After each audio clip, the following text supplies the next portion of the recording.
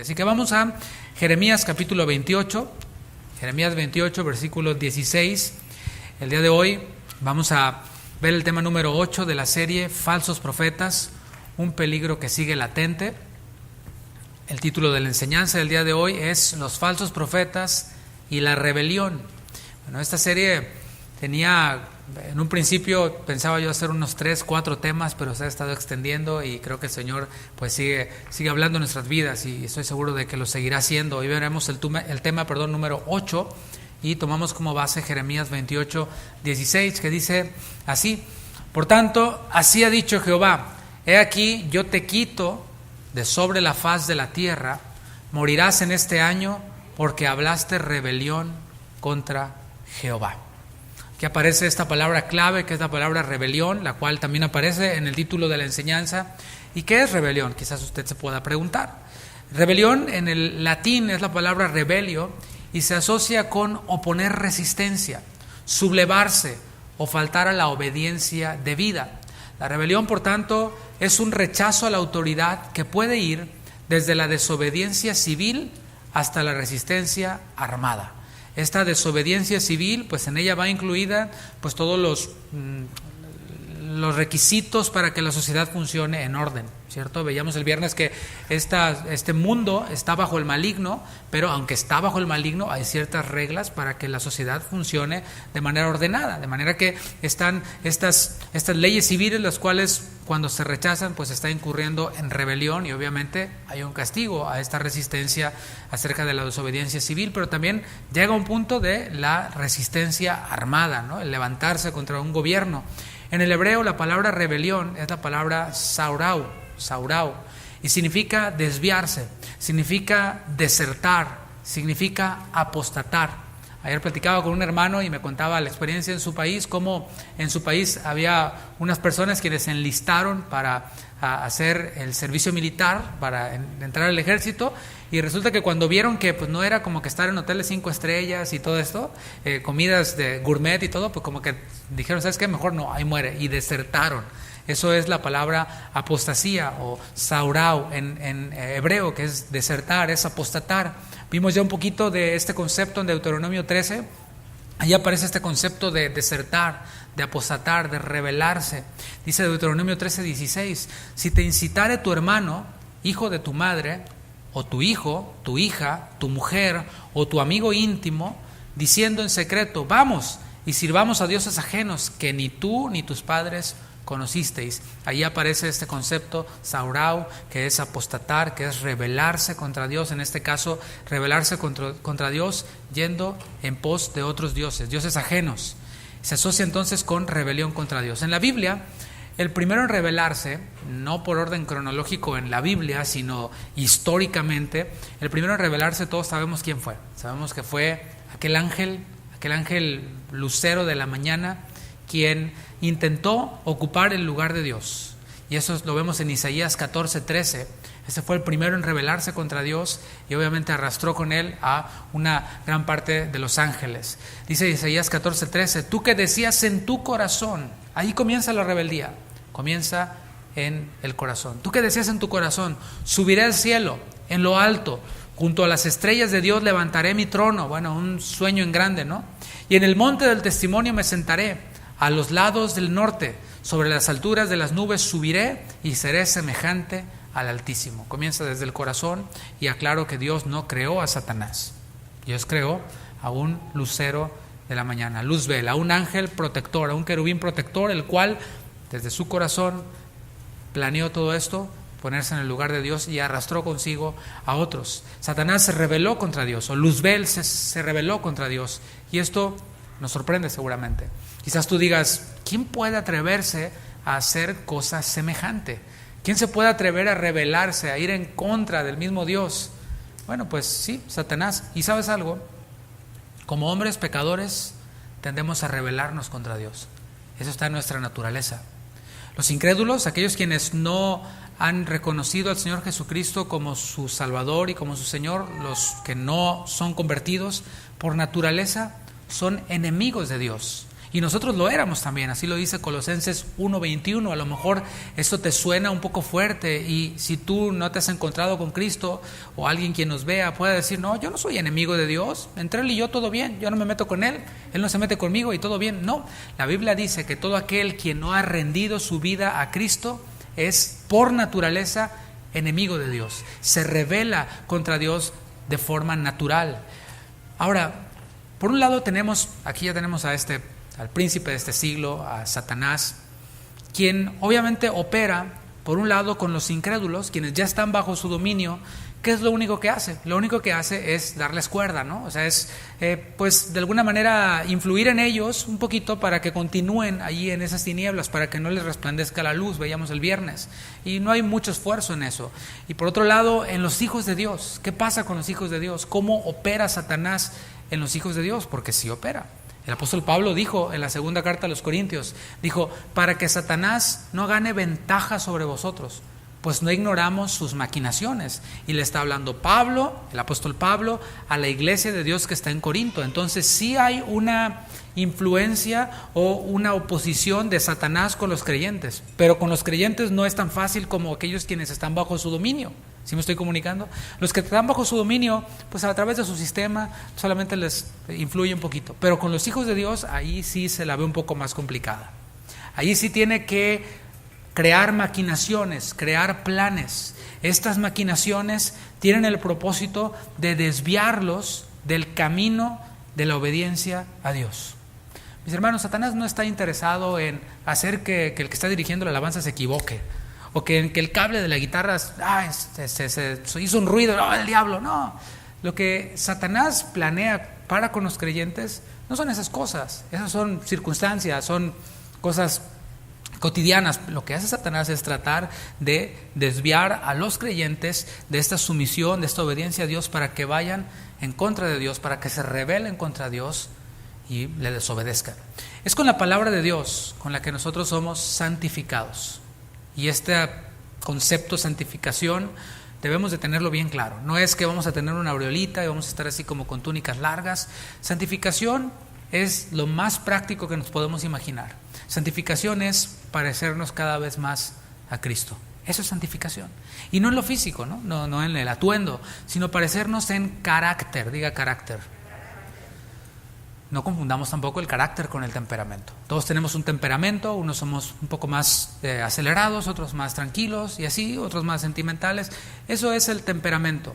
Pero carácter es esto que ya se va formando, cómo el temperamento se va poniendo bajo control, dominio propio. La palabra de Dios es la que va formando este carácter, el carácter de Cristo en nosotros. Eso es santificación. Y hablando de Cristo, a quien nosotros seguimos, quien es nuestro modelo, ¿qué podemos decir de Él en cuanto a este concepto de rebelión, en cuanto a este concepto de desobediencia? Todo lo contrario. Jesús fue obediente hasta la muerte y muerte de cruz. Jesús dijo: aprended de mí, que soy manso y humilde de corazón, y hallaréis descanso para vuestras almas. Y aquí nos encontramos nosotros la clave, por decirlo así. ¿Por qué estoy estresado? ¿Por qué estoy amargado? ¿Por qué estoy insatisfecho o insatisfecha? ¿Sabes por qué? Porque no has aprendido de Cristo, quien es manso y humilde de corazón, quien es obediente al Padre. Tan relevante era la voluntad del Padre para Jesús, así como relevante es para ti y para mí comer ese steak o lo que vayas a comer ahorita saliendo de aquí. Ese Señor Jesús, el Hijo de Dios, fue obediente hasta la cruz y es a quien nosotros seguimos. Sin embargo, cuando no venimos a la palabra con un corazón dispuesto, somos tentados por Satanás. Hablaba yo de estas maquinaciones de Satanás. Y ¿sabes algo?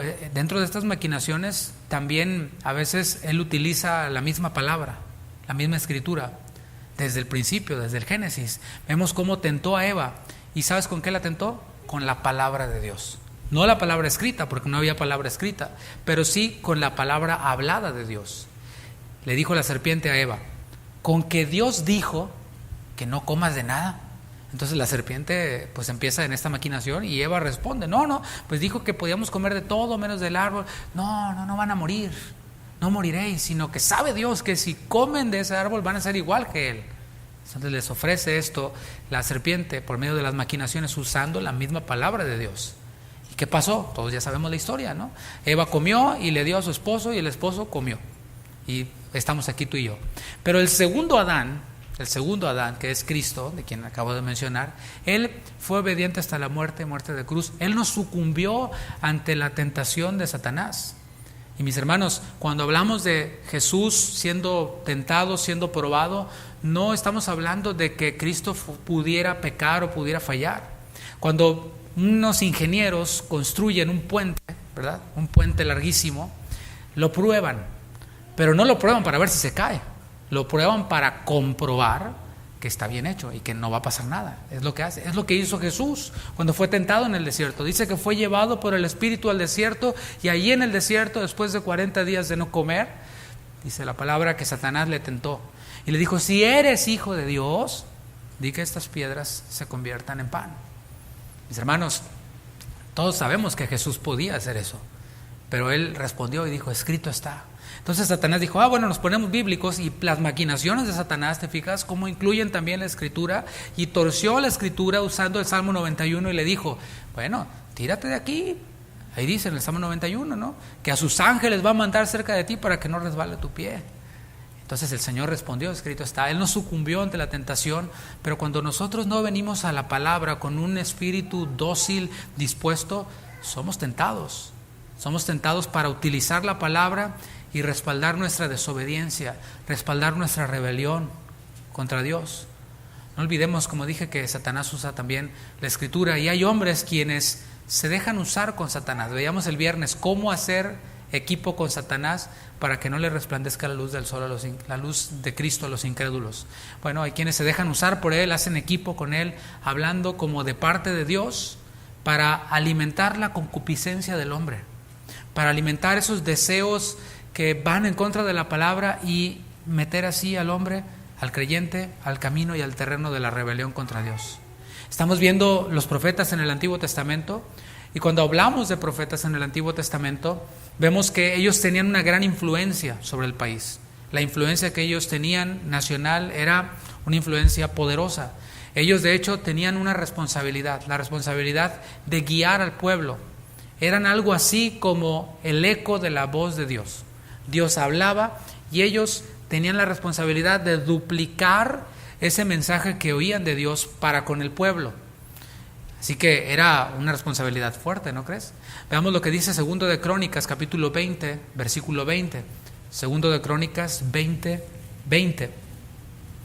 Para que veamos nada más la influencia que tenían los profetas sobre el pueblo. 2 de Crónicas 20, 20. Y cuando se levantaron por la mañana, salieron al desierto de Tecoa. Y mientras ellos salían, Josafat, estando en pie, dijo: oídme, Judá y moradores de Jerusalén, creed en Jehová vuestro Dios y estaréis seguros. Creed a sus profetas y seréis, ¿qué?, prosperados. O sea, prosperidad no es una palabra satánica, ¿eh? O sea, aquí prosperidad habla de bendición. Prosperidad, según Dios, no necesariamente tiene que ver con cosas materiales, sino tiene que ver con tener esa paz de estar caminando bajo la voluntad de Dios. Hablaba yo con alguien en la mañana y le decía: es mejor estar bajo la voluntad de Dios, dentro de la voluntad de Dios, en escasez material, que estar en prosperidad económica fuera de la voluntad de Dios. Pero bueno, hay quienes no enseñan así. Aquí lo que está diciendo el profeta, no el profeta, sino el rey Josafat, es lo que dice la palabra: creed en Jehová, Jehová es la fuente. O sea, nosotros creemos primeramente en Dios y estaréis seguros. La seguridad está en oír la palabra de Dios. Pero no se trata aquí, fíjate en este concepto, de nomás Dios y yo. No, dice después: creed a sus profetas, porque los profetas hablan de parte de Dios, duplican, repiten las palabras de Dios. Creed a sus profetas y seréis prosperados. Si quitamos a Dios de la ecuación, estamos en problemas. Pero también si quitamos a los profetas de la ecuación, pues no hay prosperidad, no hay bendición. Es lo que estamos viendo. Josafat fue el sexto rey de la casa de David.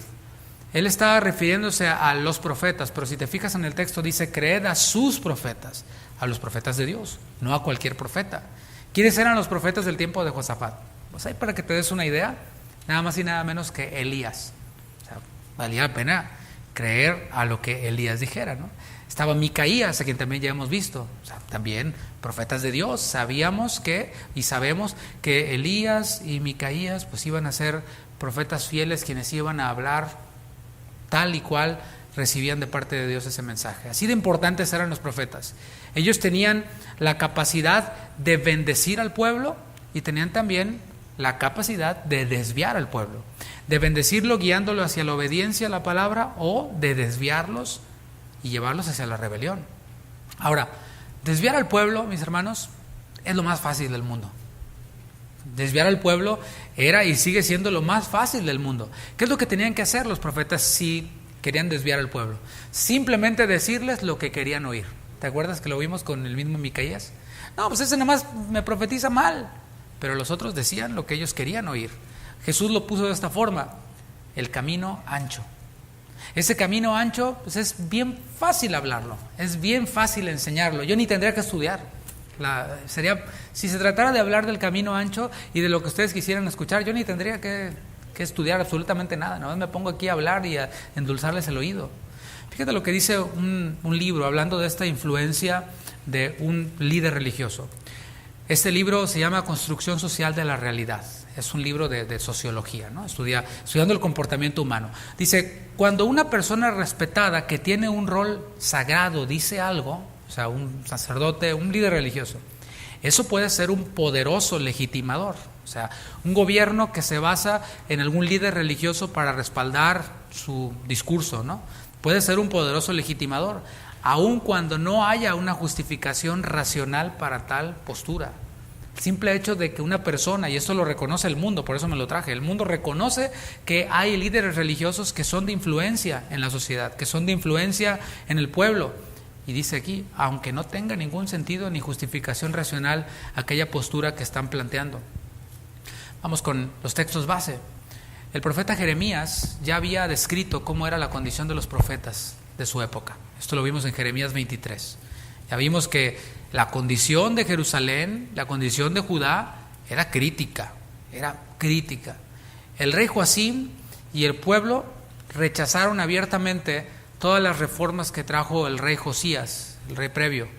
Rechazaron todas las reformas, se volvieron a la adoración de Baal. Vimos que estaban los profetas de Baal, pero había profetas de Jehová que profetizaban en nombre de Baal y que daban el mismo discurso que Baal. Bueno, ellos obviamente se dejaron guiar por esos profetas quienes profetizaban en nombre de Jehová, pero el mensaje de Baal, y llegaron hasta la adoración a Baal, y eso está en 2 de Reyes 24, 3 al 9. Ahora, cuando el pueblo se desvía y se va en pos de otros dioses, ¿qué crees que ocurre? Ocurren consecuencias. Nosotros creemos en que Dios es amor. ¿Cuántos dicen amén? Dios es amor, sí, pero también Dios es justo.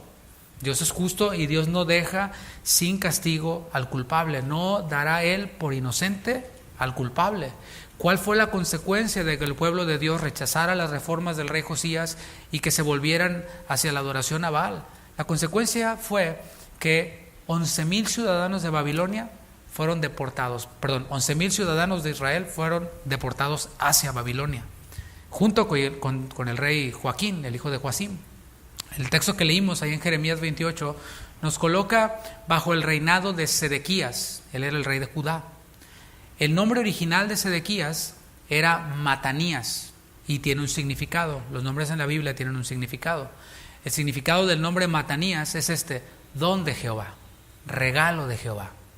Así que vemos que estaban ellos bajo el imperio babilónico y el rey Nabucodonosor, rey de Babilonia, les da chance y no los destruye. Se lleva 11,000, pero los que se quedan les dice, les voy a dejar un rey y va a ser un rey que va a ser de los suyos.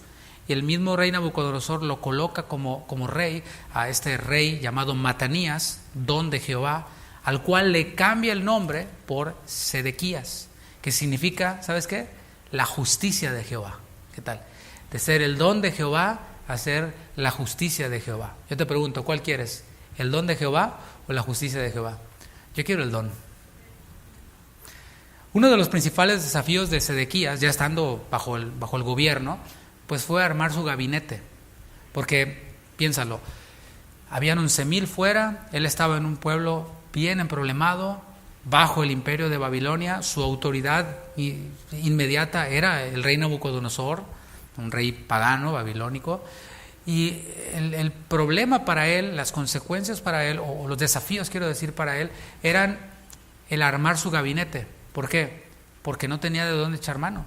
Si vamos a 2 de Reyes 24, versículo 14, vamos a ver que no había personas capacitadas, no había personas disponibles para formar su gabinete, para tomar consejo. Dice 2 de Reyes 24, 14, y llevó en cautiverio a toda Jerusalén, a todos los príncipes, subraya eso, y a todos los hombres valientes, hasta 10,000 cautivos, y a todos los artesanos y herreros, no quedó nadie excepto los pobres del pueblo de la tierra. ¿Qué te parece?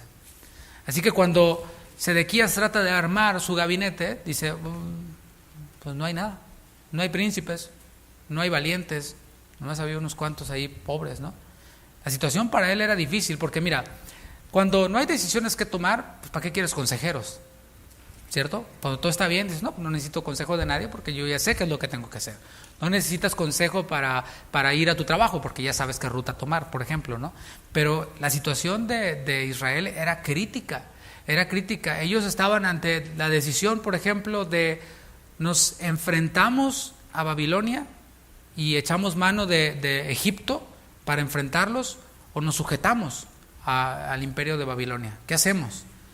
Para tomar esta decisión, ya que no había sabios, no había príncipes, no le quedaba de otra al rey Sedequías que escuchar a los profetas.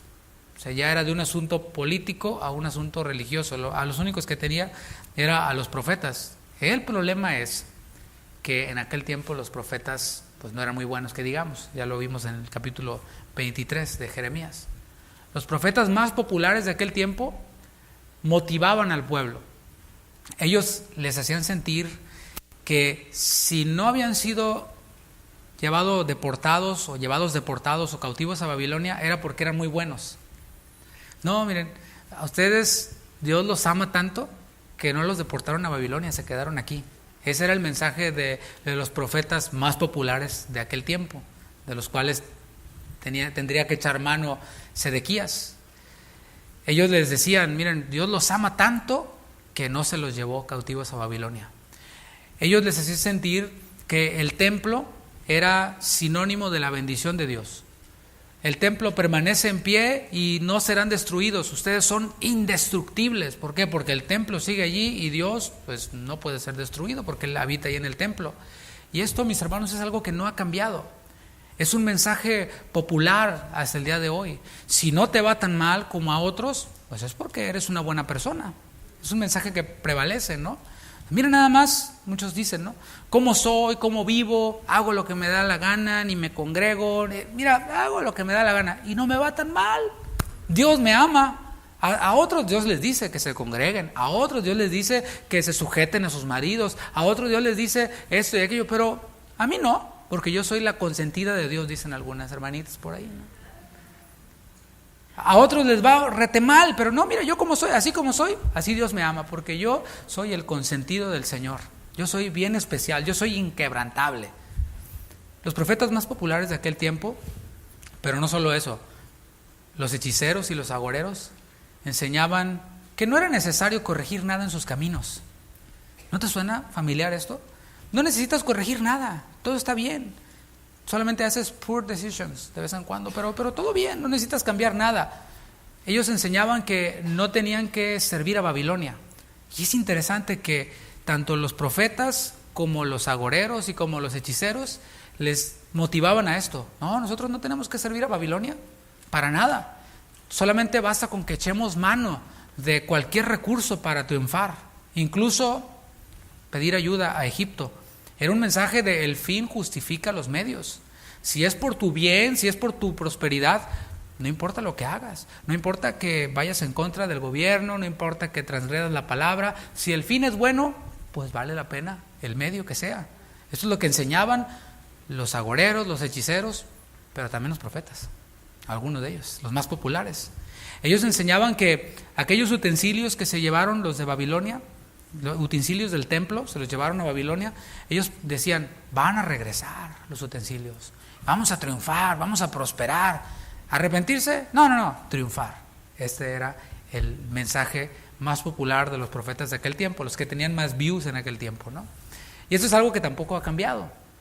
Sigue siendo popular ese discurso de te vas a levantar, todo lo que has perdido, todo lo que se te ha ido va a volver. Y todo volverá a ser como antes, así como lo soñaste antes. Solo échale ganas, mi campeón. Es un mensaje que no ha cambiado hasta el día de hoy.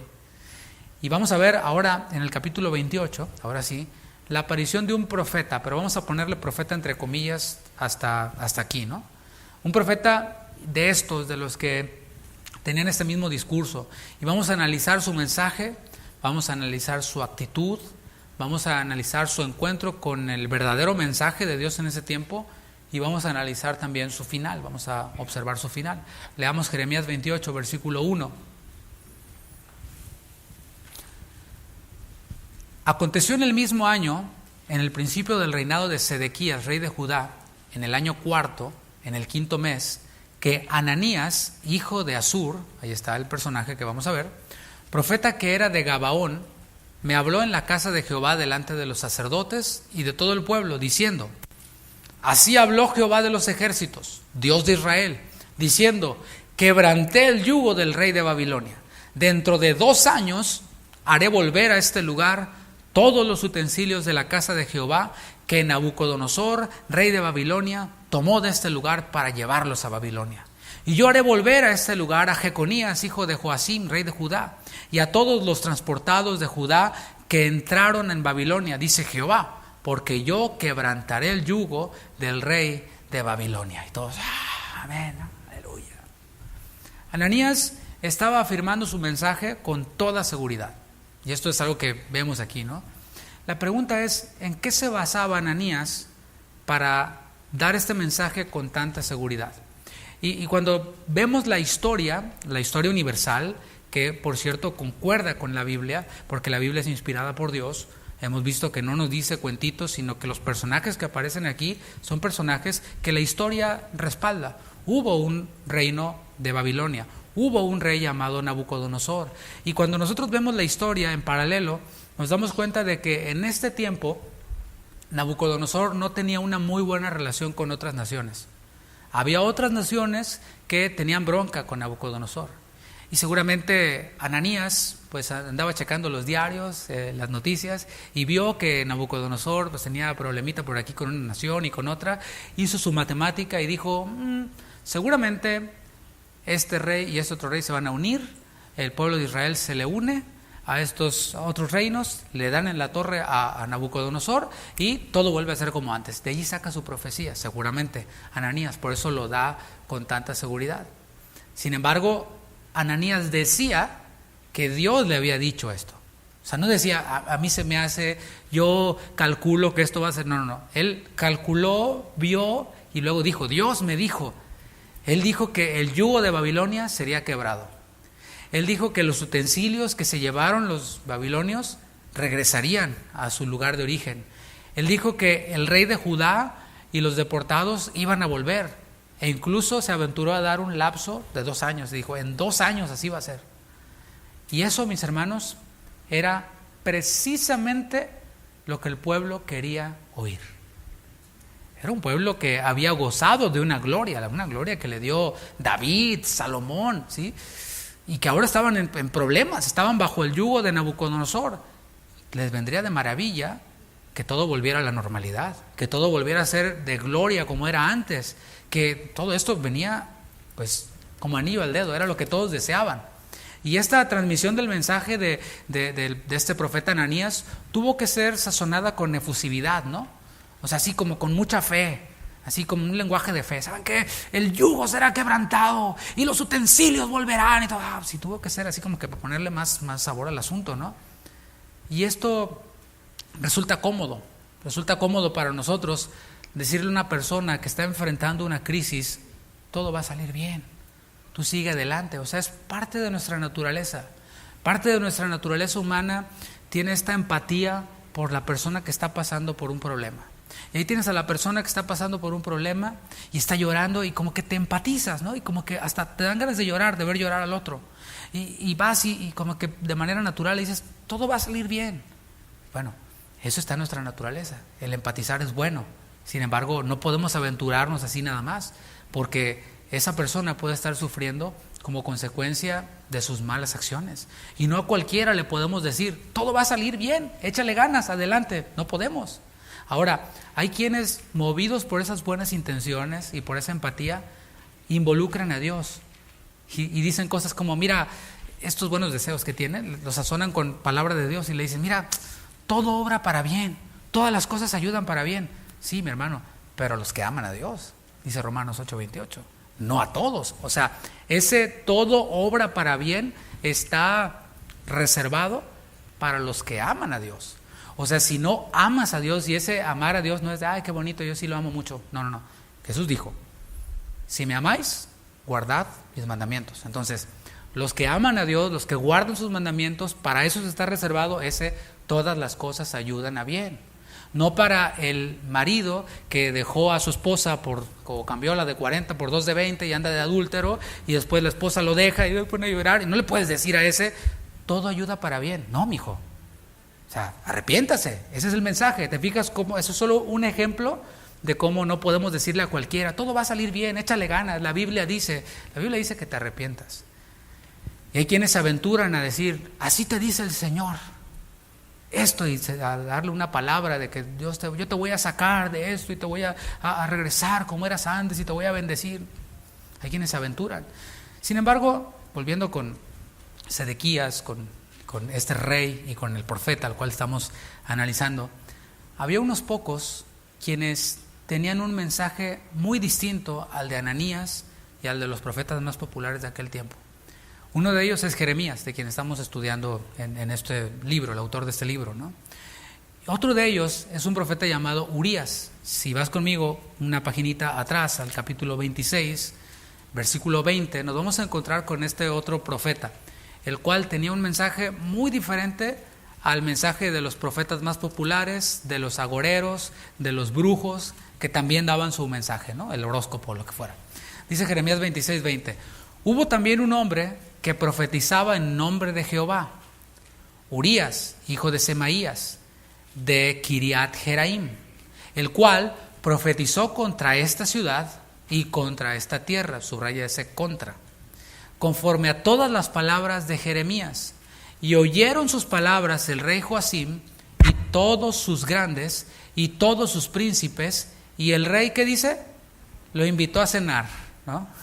Le pagó unas vacaciones al Caribe, no. Procuró matarle, entendiendo lo cual Urías tuvo temor y huyó a Egipto. Y el rey Joacim envió hombres a Egipto, a Elnatán, hijo de Acbor, y otros hombres con él a Egipto, los cuales sacaron a Urías de Egipto de los pelos, ¿no? Y lo trajeron al rey Joacim, el cual lo mató a espada y echó su cuerpo en los sepulcros del vulgo. Por un lado está padre decir lo que todos quieren oír porque a todos le caes bien, pero por otro lado, por supervivencia, ¿no? O sea, cuando ves las barbas de tu vecino cortar, pues pon las tuyas a remojar. Porque estabas viendo aquí a este profeta Urías que habló contra, ¿sí? No habló a favor, sino habló contra el pueblo de parte de Jehová, y así le fue. El mensaje entonces era bastante impopular. Ahora veamos un poco el mensaje de Jeremías, aunque ya vimos en el capítulo 23 lo que decía, ¿no? Y lo que denunciaba. Contrario a la creencia popular, Jeremías comunicó una señal que el Señor le dio. El mensaje popular era este: los feos fueron deportados a Babilonia, los buenos aquí nos quedamos. Aunque andemos bien mal, aunque vivamos como vivamos, pero somos los consentidos de Dios. Bueno, contrario a eso, Jeremías dio un mensaje con una señal que Dios le dio. La señal consistía en esto. El Señor le dijo, ahí afuera del templo hay 2 cestas. Una cesta tiene higos muy buenos y otra cesta tiene higos muy malos. Eso está en el capítulo 24, lo estoy parafraseando. El Señor le dijo, la cesta que contiene higos buenos representan a los exiliados en Babilonia.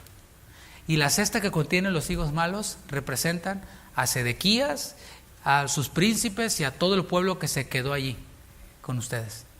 Era todo lo contrario. O sea, los malos estaban ahí y los buenos estaban deportados.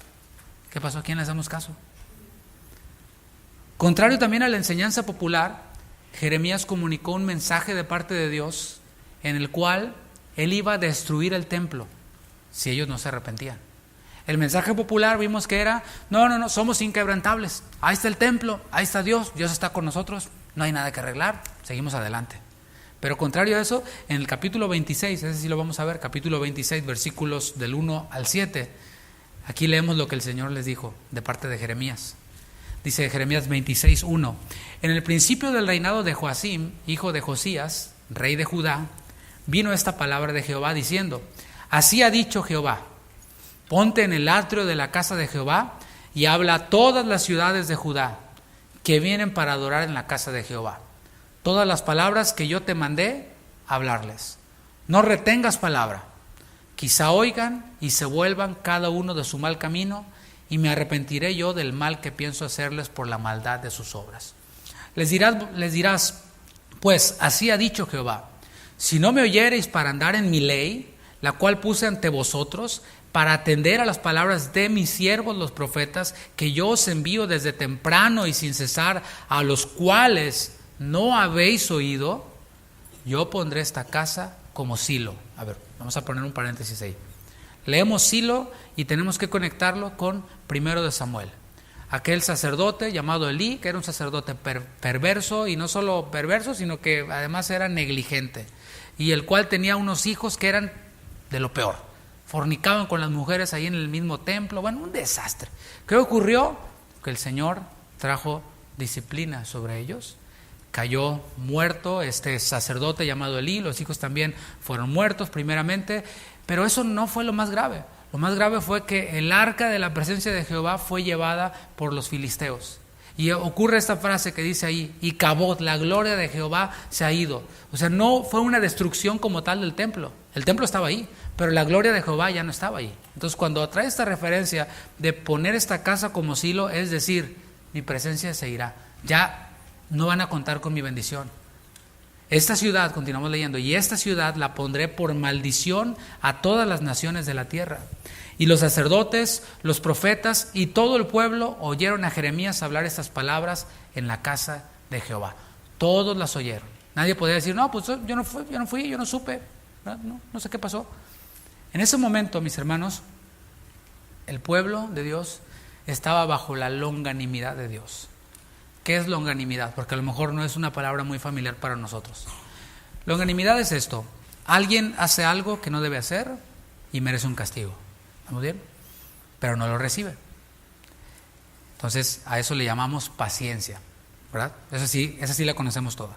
Después esa persona persiste en eso que no debe hacer. Y dices, ¿merece castigo? Sí, ahora ya lo va a recibir, pero no lo recibe todavía. Persiste en ello y dices, ahora sí viene el castigo, pues no lo recibe. Paciencia. Persiste en ello y el castigo todavía no llega. Bueno, a todo eso se le llama longanimidad. Es paciencia, pero el hecho de que haya una longanimidad de parte de Dios no quiere decir que sea nuestro derecho.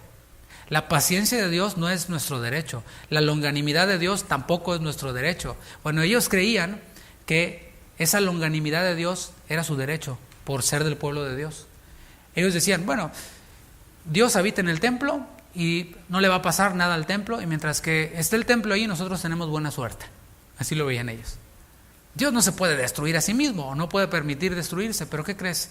Dios les estaba dando por medio de Jeremías esta idea revolucionaria para ellos de que el templo podía ser destruido, de que él no estaba ligado al templo. Y esto lo vimos desde la misma edificación del templo. Cuando fue dedicado el templo, vemos cómo ellos dijeron, este templo no puede contener a Dios. Es más, los cielos de los cielos no pueden contener a Dios. ¿Cuántos dicen amén? Dios no está encerrado en un templo. Dios es omnipresente, está en todos lados. Y lo vimos, el mismo Jonás lo experimentó, ¿verdad? Así que ellos estaban medio errados. Y además Jesús lo dijo también en el Nuevo Testamento. Le dijo a la mujer samaritana, Mira, tú te andas con tus discusiones de que si en el monte Gerizim, de que si en Jerusalén, pero ¿sabes qué? La hora viene y ahora es cuando los verdaderos adoradores van a adorar al Padre, no en este monte, ni en Jerusalén, en un templo, sino en espíritu y en verdad. Pero ellos habían tomado el templo como amuleto de la buena suerte y la longanimidad de Dios como un derecho. Pero el mensaje de Jeremías de parte de Dios era: yo no estoy ligado al templo de manera incondicional. Y si tú vas a Jerusalén, vas a ver que hay nomás una pared. Contrario al mensaje popular de que ellos no debían de someterse a Babilonia, al yugo de Babilonia, porque ese era el mensaje popular. No, nosotros tenemos que triunfar y no importa que nos aliemos con los egipcios porque nosotros somos el pueblo de Dios y vamos a vencer. Contrario a eso, Jeremías comunicó un mensaje de parte de Dios de que el yugo de Babilonia, el estar bajo el yugo de Babilonia, era disciplina de Dios a causa de su apostasía. Y que en vez de andar pensando en aliarse con Egipto para enfrentar a los babilonios, para rebelarse a los babilonios, deberían de arrepentirse. Mis hermanos, a veces lo complicamos mucho, pero es bien simple. Mira, mientras haya vida, hay oportunidad de arrepentimiento, ¿cierto? O sea, no es complicado. Pues si ya te moriste, pues ya no te puedes arrepentir. Entonces, ¿qué es lo que estaba haciendo Dios? Estaba manifestando esta longanimidad, la cual no era derecho de ellos, esta longanimidad poniendo el yugo de Babilonia. Y estaba haciendo esto, prolongándoles la vida o dándoles la oportunidad de que vivieran para que se arrepintieran. La vida que tienen los incrédulos, Dios se las está dando para que se arrepientan. La vida que tenemos tú y yo, los hijos de Dios, Dios nos la está dando para que le glorifiquemos. Pero si nos desviamos del plan de Dios y nos rebelamos contra Dios y tenemos vida, es una oportunidad para arrepentirnos. Así que Jeremías comunicaba este mensaje: el yugo de Babilonia es disciplina de Dios. En el capítulo 27, hay un capítulo antes, vemos cómo Jeremías usó PowerPoint para manifestar o para ilustrar su mensaje. ¿Qué hizo? Se puso un yugo, de veras, una madera de estas que les ponían a los animales para que araran la tierra, y andaba por todos lados Jeremías con el yugo. Y decía: el yugo de Babilonia es de parte de Dios, tenemos que someternos al yugo de Babilonia, tenemos que someternos a Babilonia, a Nabucodonosor. Y lo hizo visual. Mis hermanos, estaba Jeremías diciendo: esto es de parte de Dios, esto es disciplina de Dios. Y a pesar de ser algo duro, la disciplina es una muestra del amor de Dios. Yo sé que disciplina es un tema innombrable en muchas iglesias de nuestra región y del mundo entero. No, disciplina, no, ¿cómo crees? Dios es amor. Sí, Dios es amor. ¿Cuántos dicen amén? Yo digo amén. Pero también dice la palabra: Dios al que ama y azota al que recibe por hijo. Entonces, a los bastardos, según Hebreos, a los que no son hijos, pues Dios no los disciplina. ¿Qué les va a disciplinar? Si ya están bajo condenación, entonces pues no les va a poner más de lo que ya tienen. Pero a los hijos, a los que hemos sido adoptados como hijos suyos, Dios nos ama y nos muestra su amor de muchas formas. O sea, no solo esta, sino nos muestra su amor hablándonos la palabra, consolándonos, redarguyéndonos, pero también, cuando no entendemos, disciplinándonos. Y yo ese amor es el que quiero de Dios. Todo su amor yo lo acepto, yo lo recibo, no sé tú, pero es la disciplina entonces una muestra de su amor. ¿Por qué? Porque Él deseaba mantenerlos con vida. En este contexto que estamos viendo, si ellos se rebelaban contra Nabucodonosor, iban a estar rechazando la disciplina de Dios. O sea, en el contexto que estamos viendo, rechazar el yugo de Nabucodonosor, de Babilonia, era rechazar la disciplina de Dios. Era como decir: no, yo no necesito disciplina de Dios, yo puedo conmigo mismo, yo me salvo a mí mismo, yo resuelvo mis problemas, yo puedo. Así que si ellos se rebelaban contra Dios, ¿qué crees que iba a pasar? Iban a morir. La única opción que les quedaba, si querían permanecer con vida, era someterse al yugo de Babilonia. Y así podrían arrepentirse. Así que hay una aplicación para nosotros, una aplicación bien práctica, pero también bien impopular. Y es esta: no rechacemos la disciplina de Dios. Gracias por ese amén. No rechacemos la disciplina de Dios, porque si nosotros rechazamos la disciplina de Dios, prestando oído a aquellos quienes nos dicen: no, tú no tienes nada que arrepentirte, tú no, ¿para qué te metes ahí? Nomás te están condenando, y no, tú ve en pos de tus sueños y no sé qué, no te arrepientas. Bueno, eso, mis hermanos, trae consigo destrucción. Así que no rechacemos la disciplina de Dios. Apartémonos de aquellos quienes nos alientan a rechazar la disciplina de Dios. Regresemos al capítulo 28, ahí de Jeremías.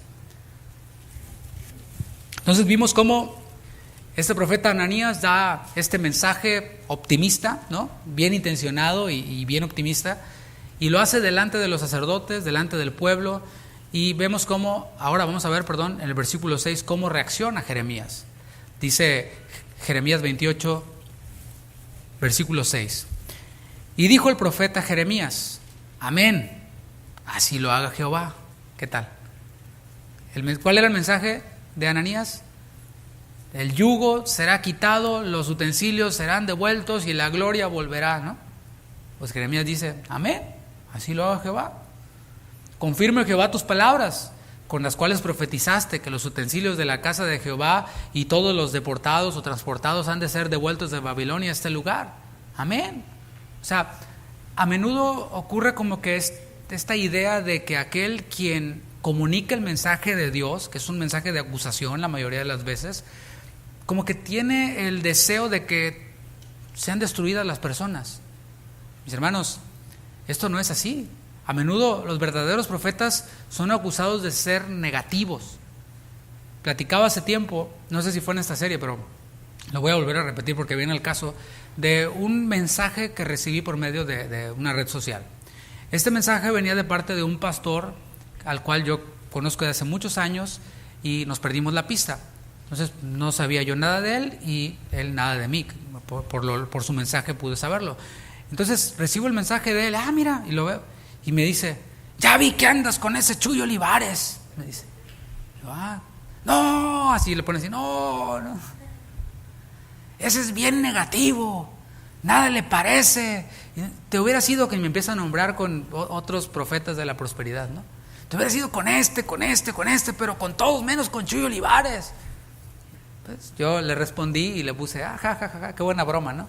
Pues de ahí salí, ¿cómo es que voy a irme para allá, por otro lado, ¿no?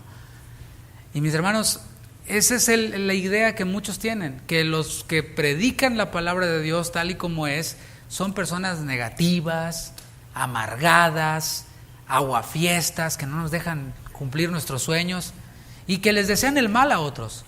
Mis hermanos, aquí vemos que no es así. Jeremías hubiera deseado que la profecía de Ananías fuera cierta. O sea, yo también en mis buenos deseos quisiera que este 2020 que pasó hubiera sido el año de la bendición, pero pues fue el año de la pandemia y de la crisis y de muerte para muchos. Yo quisiera decirte, ¿sabes qué? Mira, va a venir de aquí en adelante pura bendición, pura prosperidad, pura salud, y mira, te va a llover, así los dólares te van a llover del cielo, así. Yo quisiera decir eso, pero pues no sé, yo voy a la palabra y la palabra dice otra cosa. Jeremías hubiera deseado entonces que la palabra de Ananías fuera cierta, pero Dios estaba hablando otra cosa. La palabra del Señor, mis hermanos, no se basa en nuestros buenos deseos. No se basa en eso. Yo tengo mis buenos deseos, pero está la palabra. Y la palabra no se basa en mis buenos deseos. Tampoco la palabra se basa en un pensamiento mágico, de que basta con que hay que desear algo mucho para recibirlo. Mis hermanos, o sea, ya hasta los del mundo están descubriendo que eso no es cierto. O sea, yo ya he deseado muchas veces estar arriba de un Tesla y todavía no lo tengo, ¿verdad? Yo creo que usted también ya deseó muchas de esas cosas y todavía no las tiene. O sea, es ilógico. No tiene sentido, como decía este libro de sociología. La palabra del Señor no se basa en los buenos deseos. Debemos de probar las profecías, y es lo que hace Jeremías. Versículo 7. Dice, con todo eso, o sea, después de que dice, amén, ojalá tus buenos deseos fueran realidad. Con todo eso, oye ahora esa palabra que yo hablo en tus oídos y en los oídos de todo el pueblo. Los profetas que fueron antes de mí y antes de ti, en tiempos pasados, y está hablando de profetas verdaderos, ¿no? Profetizaron, fíjate bien lo que profetizaron. Guerra. Pregunta, ¿vino la guerra? Se cumplió. Aflicción, pues ahí estaban, en la aflicción. Y pestilencia, contra muchas tierras y contra grandes reinos. El profeta que profetiza de paz, cuando se cumpla la palabra del profeta, será conocido como el profeta que Jehová en verdad envió. Mis hermanos, como le dije, yo tengo muy buenos deseos. Yo no deseo otra pandemia, pero Jesús lo dice: oiréis de guerras y rumores de guerras, de hambres, de destrucción, pero todavía no viene el fin. Eso nomás es el principio de dolores. Yo quisiera decir otra cosa, pero eso dice la palabra. Y los profetas de aquel tiempo profetizaban guerra, aflicción, pestilencia contra muchas tierras y contra grandes reinos. Ese era el mensaje. Pero el versículo número 9 nos transporta de ahí de Jeremías hasta Jesucristo. No olvidemos que no se trata de Jeremías, de Ananías, de Sedequías, se trata de Cristo. La Biblia se trata de Cristo, lo veíamos el viernes. Entonces aquí él está diciendo, el profeta que profetiza de paz. ¿De quién está hablando? Desde que fue anunciado, admirable, consejero, Dios fuerte, Padre eterno, príncipe de... O sea, ese profeta que profetiza paz es Cristo. Cuando se cumpla la palabra del profeta, y no solo su palabra, sino su obra en la cruz, será conocido como el profeta que Jehová en verdad envió. No hay prosperidad, no hay bendición, no hay paz fuera de Cristo. ¿Está claro eso? Y eso es precisamente lo que vimos en la enseñanza número 4 de esta serie, con base en Deuteronomio 13. O sea, en cuanto a probar, el profeta que el Señor envió es Cristo, por excelencia. Pero cuando se trata de un profeta que dice que algo va a pasar, bueno, hay que probarlo. ¿Se cumple? Es profeta de Dios. ¿No se cumple? No fue enviado por Dios y hay que apedrearlo, nomás que a nosotros ya no nos aplica la ley, ¿verdad? Dios se encarga de ellos, lo vamos a ver. No se trata de lo bien intencionada que sea una enseñanza. O sea, no estoy diciendo que todos los que predican ese tipo de enseñanzas sean diablos o demonios o que tengan... No, tal vez sean bien intencionados, pero de eso no se trata. No se trata de que la enseñanza sea bien intencionada, sino de que se cumpla, que la profecía se cumpla. ¿Cómo lo aplicamos esto? Porque, por ejemplo, ahorita yo no estoy prediciendo el futuro. O sea, no estoy dando una profecía de esto va a pasar en 1 año o en 2 años, aunque a lo mejor a usted le encantaría. Pero el tema es de que si se cumple, tiene que ver con si concuerda con todo el consejo de Dios. No es la buena intención, sino si la enseñanza concuerda con todo el consejo de Dios. ¿Por qué digo esto? Porque mira, tienes a alguien aquí quien está practicando el pecado. Debemos de diferenciar eso, ¿no? Una cosa es caer en pecado, ser tentados, caer, arrepentirnos, y otra cosa es practicar el pecado. ¿Sí se ve la diferencia? Tú, varón, de vez en cuando te echas una cascarita, ¿no? 2, 3 patadas y ya te duele todo, ¿no? Andas al otro día todo dolorido. Es diferente esa práctica o ese juego pues, casual a el Chicharito, ¿no? O a Messi o a un jugador de fútbol que está practicando eso como de forma habitual. Bueno, esa es la diferencia. Aquel quien está practicando el pecado, pues a alguien así no se le puede decir, hermano, échale ganas. No te dejes disciplinar, no te arrepientas, no, y te dejes disciplinar, échale ganas, Dios te ama, tú eres especial. No se le puede decir eso. ¿Qué es lo que se le debe de decir? Hacer mis buenas intenciones a un lado y decirle, mira, estás como estás porque Dios te está disciplinando. Y esa es muestra de su amor, porque si no te ha eliminado de esta tierra el Señor es porque te está dando oportunidad de que te arrepientas. Así que arrepiéntete, eso es. Ya vimos que no es lo mismo un profeta equivocado que un falso profeta. Hicimos de hecho una pequeña pausa en la cronología para ver a Jonás y vimos que no es lo mismo un falso profeta que un profeta equivocado, aunque se parecen mucho. ¿Qué es lo que distingue a un falso profeta de un profeta equivocado? ¿Sabes qué es? La obstinación. Diga obstinación. Por ejemplo, Jonás, dentro de su desobediencia y dentro de todo su error, guió al pueblo hacia el arrepentimiento. O sea, guió a Nínive hacia el arrepentimiento. Todo mal si quieres, pero al fin llegaron allá. Pero vamos a ver cómo Ananías reacciona ante esta palabra de Dios. Dice el versículo 10: entonces el profeta Ananías quitó el yugo del cuello del profeta Jeremías y lo quebró. A ver, te recomiendo por cierto que veas la película de Jeremías. Ahí está, la vida de Jeremías, en YouTube, gratis. Te va a edificar, te va a hacer mucho mejor que La Rosa de Guadalupe o que cualquier otra cosa, ¿no? O que las noticias, ¿no? Ya sabes, pues son las mismas siempre, pero bueno. el punto es de que en la película, nosotros lo leemos aquí, el profeta Ananías quitó el yugo del cuello del profeta Jeremías y lo quebró. En la película se ve la escena, cómo está el rey, está el pueblo, están todos, está Jeremías con su yugo, y viene Ananías y le da una pero recia, lo tira al piso y en el piso lo está pateando y rompe el yugo, pero pues lo traía puesto Jeremías, ¿no? Le pone una revolcada ahí a Jeremías. Y después dice versículo 11, y habló Ananías en presencia de todo el pueblo diciendo, así ha dicho Jehová. O sea, y Jeremías ahí todo revolcado, ¿no? En el piso con el yugo todo roto. De esta manera romperé el yugo de Nabucodonosor, rey de Babilonia. ¿Te fijas? O sea, no le dijo, a ver, con permiso, profeta, me permite el yugo, gracias, lo vamos a poner por aquí, vamos a romperlo. Toma, yugo feo. No, o sea, tenía que ponerle enjundia, ¿no? Dice, de esta manera romperé el yugo de Nabucodonosor, rey de Babilonia. ¿Qué tal? Aquí vemos la obstinación de Ananías ante el mensaje de Dios y ante la actitud de Jeremías, que decía, yo, ojalá se cumpliera lo que dices, pero no es lo que Dios está hablando. Ante todo eso, él se obstina y persiste en su falsa profecía, y esa vez lo hace con más intensidad. Romper violentamente el yugo que traía Jeremías para ilustrar lo que Dios estaba hablando, la profecía divina, ¿sabes qué es lo que manifestaba? Manifestaba rebelión hacia la palabra de Dios, rebelión que sale del corazón. Eso es lo que dice la palabra, eso es lo que dices tú, verdadero profeta, pero mis chicharrones truenan. Era persistencia, rebelión hacia la palabra de Dios. Manifestaba también arrogancia, porque no solo se atrevió a afirmar su profecía y a hacerla visual. Tú la haces visual con un yugo, pues yo hago visual que se rompe el yugo. Bueno, fue más allá. Después de decir, de esta manera romperé el yugo de Nabucodonosor, rey de Babilonia, del cuello de todas las naciones. O sea, no varón, no nomás de Babilonia, de todas las naciones. Y todos, aleluya, ¿no? Dentro de 2 años, o sea, lo afirma. Y en la película se ven que todos están ahí, duelo de profetas, ¿no? Jeremías nos enseña también cómo debemos de tratar a los falsos profetas, a quienes persisten obstinadamente en su rebelión contra Dios. Ahí está en el texto. Dice, y siguió Jeremías su camino. O sea, no se paró y no se le puso al brinco y pues ahorita vas a ver que Dios está con... No. Dice que se paró, todo revolcado y todo, y siguió su camino. Eso es lo que nosotros debemos de hacer.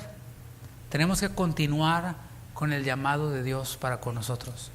Mis hermanos, esto tiene una aplicación tan práctica como esto. Hay muchos quienes se meten a las redes sociales para ver qué es lo que está enseñando el profeta de Guatemala, el profeta de Miami, el profeta de Argentina, y se ponen ahí a comentarles, y veo los comentarios y hace cuenta que estoy leyendo al fariseo de la parábola, ¿no? Dice, ay, Señor, te doy gracias porque yo no soy como esos mugrosos falsos profetas, ¿no? Y qué terrible. Mis hermanos, no perdamos el tiempo en eso.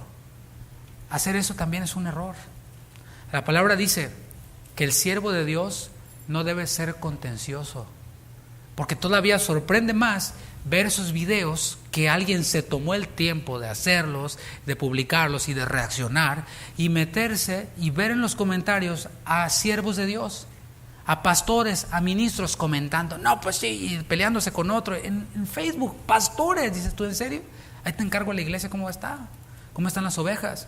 La palabra dice entonces que el siervo no debe ser contencioso, y aquí vemos a Jeremías dando evidencia de eso, ¿no? Se para y sigue su camino. El tiempo que nosotros tenemos de parte de Dios es un tiempo valioso. Efesios 5:16, ¿qué dice? Aprovechando bien el tiempo, porque los días son malos. Ya sabemos que los días son malos. ¿Qué vamos a hacer? ¿Detenernos a ver cuán malos son los días, o vamos a aprovechar el tiempo caminando hacia esta carrera de la fe con los ojos puestos en Jesús?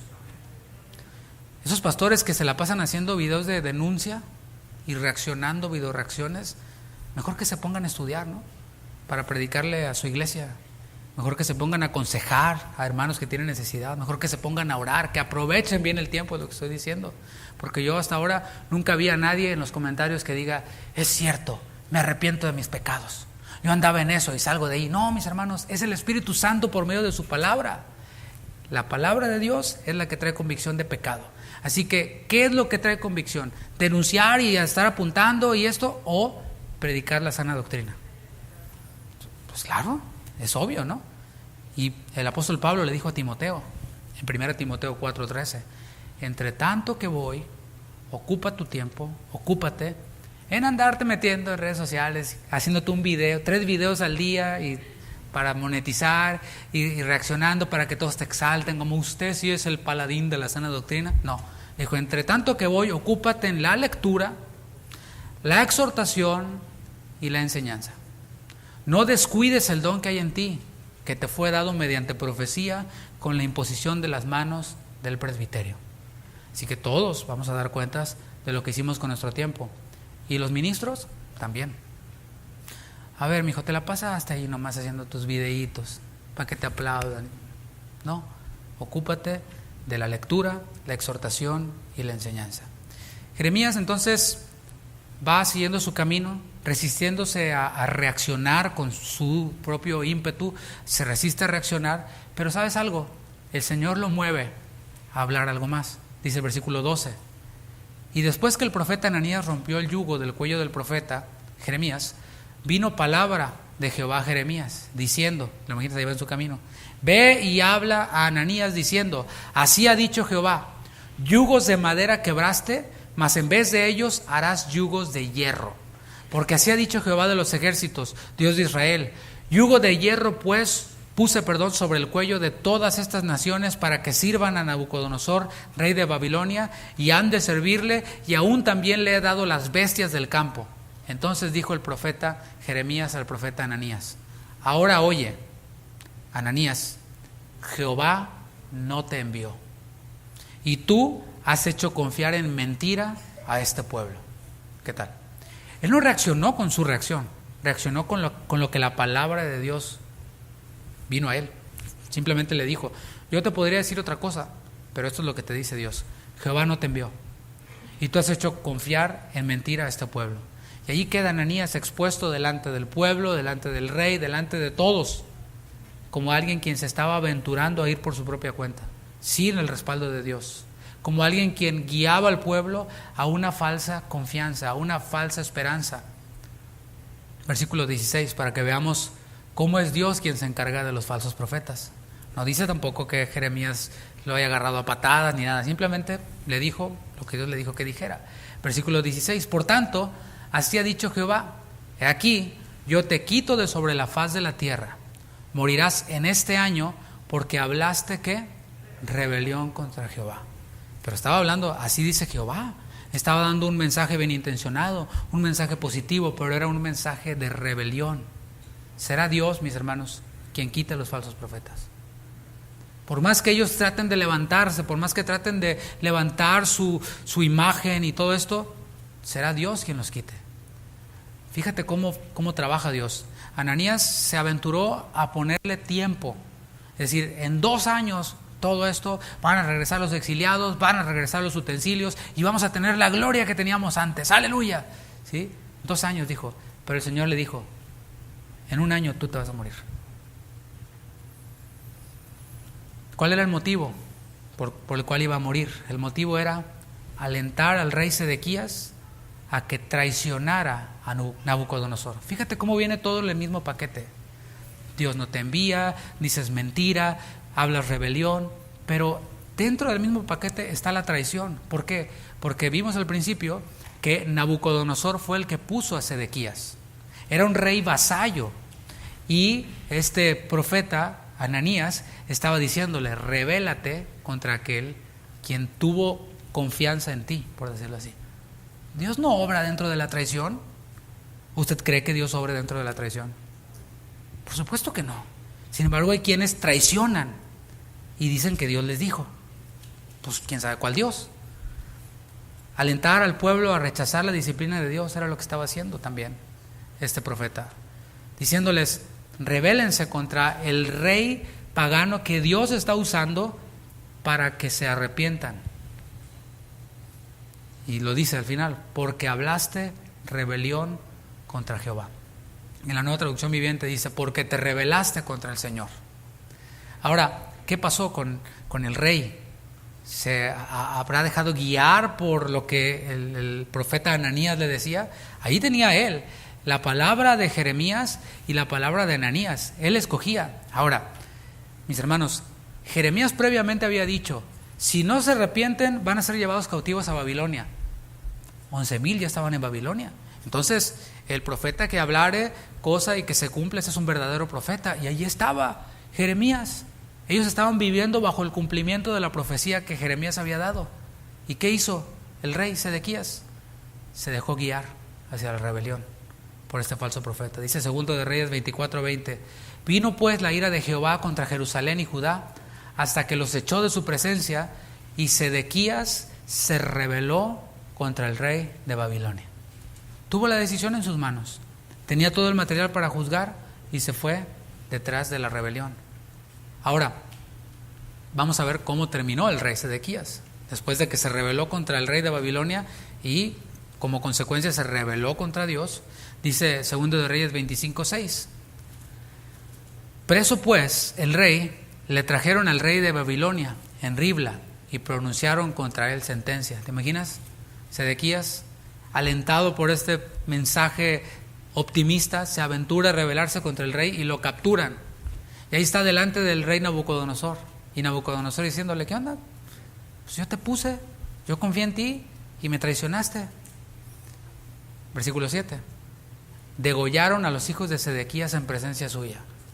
Y a Sedequías le sacaron los ojos, y atado con cadenas lo llevaron a Babilonia. ¿Qué tal? Puro éxito, ¿no?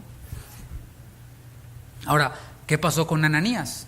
Porque obviamente, como dijimos al principio, el profeta tiene la responsabilidad de guiar al pueblo hacia la obediencia a Dios, hacia el arrepentimiento o de desviar al pueblo. ¿Y qué pasa? ¿Qué pasó con Ananías? Regresemos a Jeremías 28:17. Y en el mismo año murió Ananías en el mes séptimo.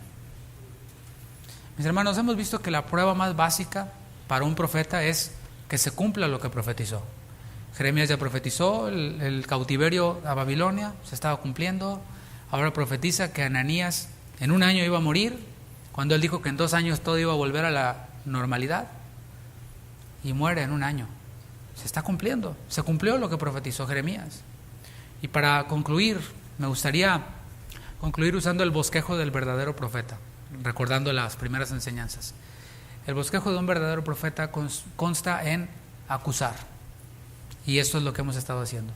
Quizás tú digas: ay, otra vez acusación. Sí, porque mis hermanos, yo creo que todos tenemos algo en lo cual el Señor nos ha hablado en esta enseñanza. A lo mejor estamos como el pueblo de Israel, confiando en otros dioses, diciendo: sí, Jehová, ahí está el templo, ya cumplí, ahí la iglesia, pero el resto del tiempo, los otros dioses, o en mis recursos. A lo mejor estamos así, y esa puede ser la acusación para algunos aquí en este momento. A lo mejor la acusación para algunos, para ti, es estar escuchando las voces de falsos profetas, los cuales te alientan para rebelarte contra aquello que Dios está usando para disciplinarte. Claramente vemos en la Escritura que la disciplina de Dios se manifiesta, por ejemplo, en enfermedad. Lo vimos en la primera carta a los Corintios. Por no discernir al cuerpo de Cristo, por tomar la cena indignamente, algunos están enfermos, ¿sí o no? Disciplina de parte de Dios. Entonces, no siempre la enfermedad viene de parte del diablo. No siempre es una prueba: ay, el diablo me está atacando. No, mijo, es disciplina de Dios. No confundas la gimnasia con la magnesia. Es disciplina de Dios. Ahora, si todavía no te mueres, pues es porque tienes, aunque enfermedad, pero tienes sobre ti la disciplina de Dios. ¿Cuál es la solución? Arrepentirse. Pero hay quienes dicen: no, yo te sano en el nombre de Jesús y te declaro sanidad. En nombre de Dios, ¿no? Bueno, apaguemos esas voces. Pueden ser profetas, pero pueden ser personas. No, usted no reciba lo que le dicen ahí en su iglesia. Mejor véngase para acá. Líbrenos Dios. Y lo decía en la primera reunión, lo repito. Líbrenos Dios de recibir personas quienes vienen disciplinados de otras iglesias. Y que los recibamos aquí. No, véngase mi hermano aquí ahorita, póngase a predicar y póngase a enseñar. Y también que Dios libre a los pastores que reciben a personas que se van de aquí sin ser disciplinadas o sin aceptar la disciplina. Todos tenemos una responsabilidad en esto. Así que no escuchemos las voces de falsos profetas que nos alientan a rebelarnos contra aquello que Dios usa para disciplinarnos. Estamos perdiendo demasiado tiempo en ver lo que los falsos profetas están enseñando. Esa puede ser otra acusación. A mí, no te creas, el Señor también me da. Y a veces yo he tenido que arrepentirme y decirle: Señor, perdóname porque estoy perdiendo el tiempo en eso. en ver lo que está enseñando el profeta de Miami, el profeta de no sé dónde. Es tiempo que no regresa. Es tiempo valioso que puedes utilizar en vez de ver lo que enseñan, en salir con tu familia o en lavar tu coche, algo más relevante, ¿no? Que estar viendo esas cosas, lo mismo. Invito a que se ponga de pie porque el bosquejo incluye acusar, pero también incluye un llamado al arrepentimiento. Ese llamado al arrepentimiento consiste en que depositemos toda nuestra confianza en el Señor.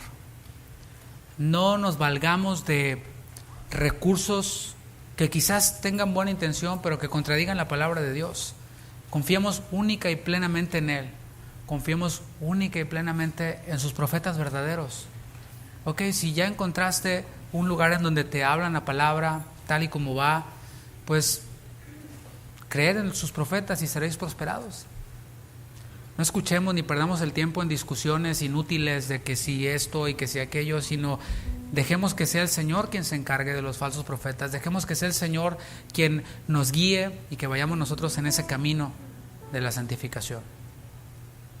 Y finalmente hay una advertencia. La advertencia es que si no hacemos todo esto, lo único que nos espera es más dolor, destrucción, insatisfacción, estrés, falta de paz.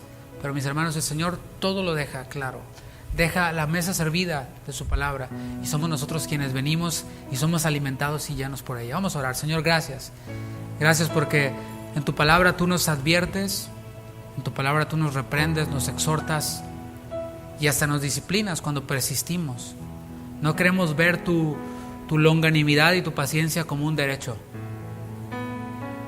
Señor, el único derecho que recibimos por gracia fue ser llamados tus hijos. Y como tus hijos tú nos formas, nos enseñas, nos disciplinas, nos corriges. Señor, te pedimos por todos aquellos verdaderos ministros, profetas, maestros de tu palabra que han decidido hablar únicamente lo que tú estás hablando, sin importar que sea popular o no. Por todos aquellos ministros fieles que no están en búsqueda de ser populares, sino de ser fieles. Fortalécele, Señor.